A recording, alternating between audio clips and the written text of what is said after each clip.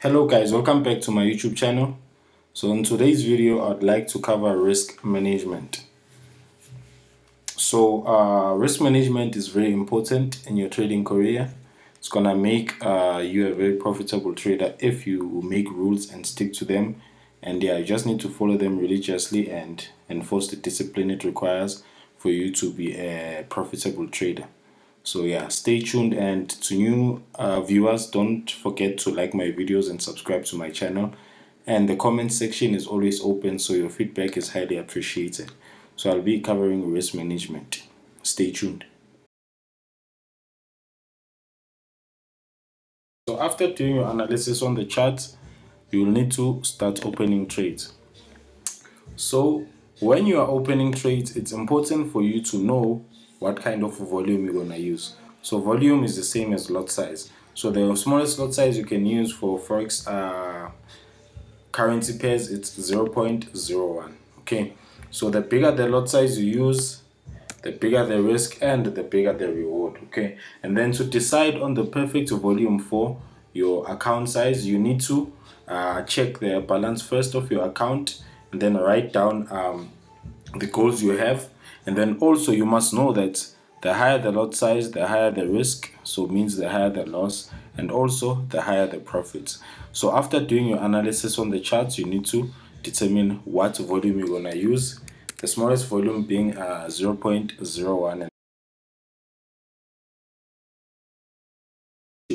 Okay, so with each and every trade that you open, you need to know how much you are risking and how much you're standing to make.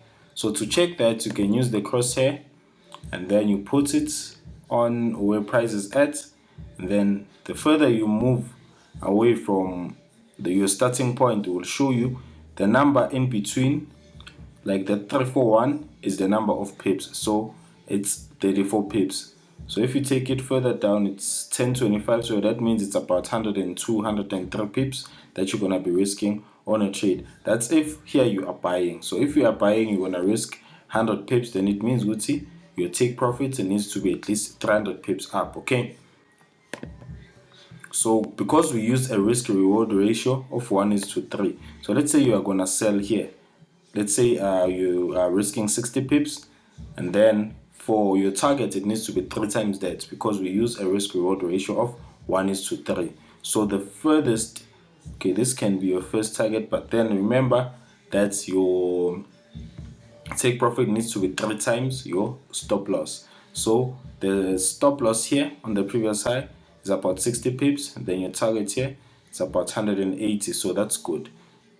So that is a risk reward of 1:3. So that's one thing that you must always check, because you can't risk let's say let's say now 180 pips to make 160. It makes no sense, because now you stand to lose as much as you stand to make. So that is not a good thing for you to actually grow your account. Okay, so use this crochet, and then after doing your analysis, that's how you check your stop loss is at 60, then your target needs to be at least 180, and it's there. So you know that if you sell GBP, JPY, whatever it is, you'll be risking 60 pips, and then you'll be taking your profits at least 180.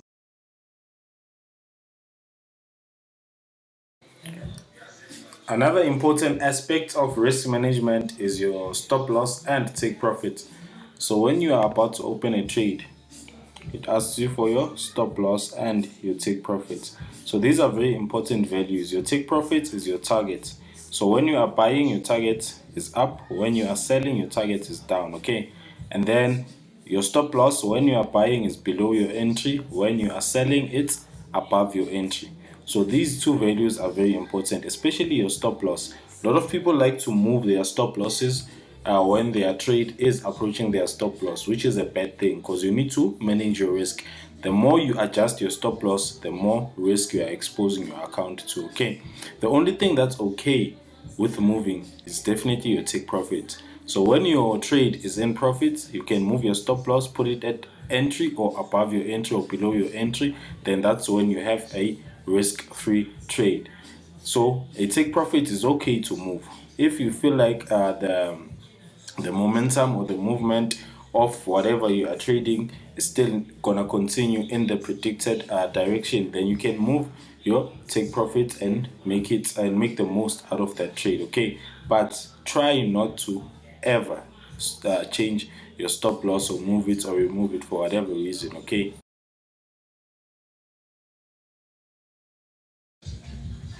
Okay, guys, having targets is another important aspect of risk management. So you must always know that with any amount that you deposit into your trading account, your target is obviously to make a profit.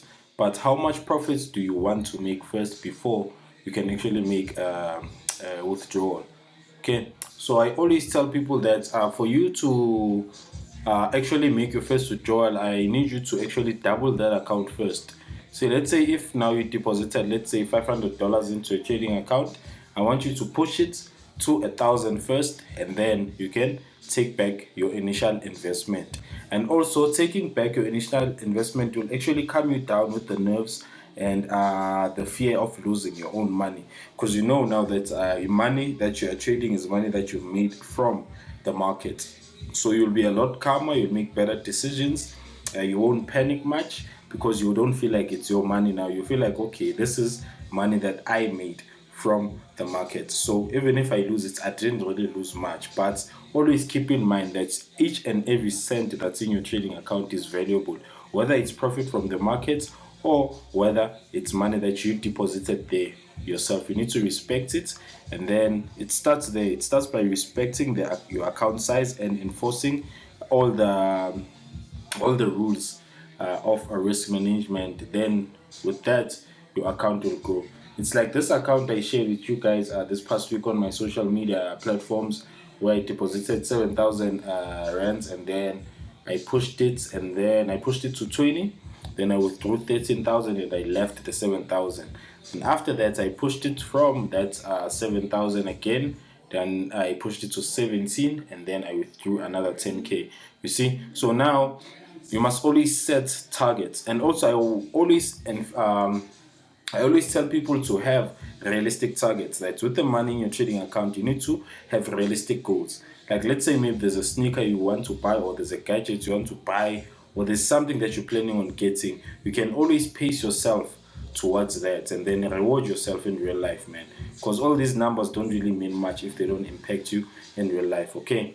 So yeah, set targets, pace yourself, reach those goals, take that money, make yourself happy. Your life needs to match your profits. Okay.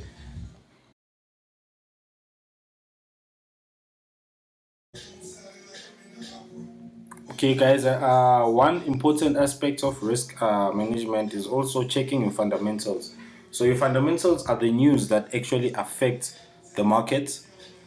So I use my fxbook.com to check the upcoming economic events. So as you can see here, we have the low ones, we have medium, and the highs. Okay. So the low ones will affect the market, but not a lot. The medium ones will move the market, and then the high ones are the ones that normally blow people's accounts. Okay. So what you look for, if you are doing if you after doing your analysis and you are trading, let's say something with euro, maybe euro USD, you need to come to my FX book and check. As you can see, on the 12th of April at 11, 2 days from now, there will be retail sales for the euro. So you need to come here and check what's gonna happen. Okay. Then they say the retail sales released by the Eurostat is a measure of changes in sales of the Eurozone retail sector. It shows the performance of the retail sector in the short term. Percentage changes reflect the rate of changes of such sales. The changes are widely followed as an indicator of consumer spending. Usually, the positive economic growth anticipates bullish for euro, while a low reading is seen as negative or bearish for euro. Okay, so the most important information here is the last sentence. They're saying usually the positive economic growth anticipates bullish for euro. So if you are trading the euro, and then here you have a consensus, so which is like a prediction, then here is a previous reading. So if the actual reading is positive, so that means euro will be bullish at exactly 11 on April the 12th. Okay. And then while a lower reading is seen as negative or bearish for the euro. So the euro will be bearish if the actual figure is lower than the previous one. So a consensus is going to give you an idea of what's going to happen. So the previous one is minus 6.4%. The consensus is minus 5.7%. So if the actual is higher than the previous one, then you know Gucci euro is gonna be bullish at that time. And then if it's lower, then you know that euro is gonna be bearish at that time. Okay.